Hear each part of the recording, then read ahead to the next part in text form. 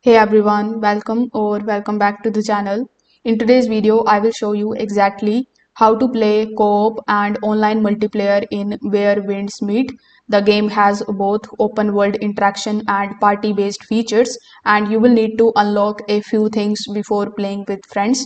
So to access co-op, you first need to progress through the early story until the game introduces the open world system. So once you reach the point where fast travel and the guide features unlock, the multiplayer menu becomes available. So you need to open the main menu and look for the social or the party section. From here, you can send the friend requests, invite players to your world and join theirs. The game supports shared exploration, combat, and boss fights, but some story missions remain single player only.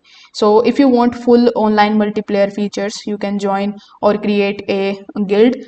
Guild allow larger groups to play together, participate in the events, and access the special co-op challenges. So, make sure that cross region settings match your friend's server so that you can connect without any errors. So if this video helped you out, make sure that you like this video and subscribe to the channel. Thanks for watching.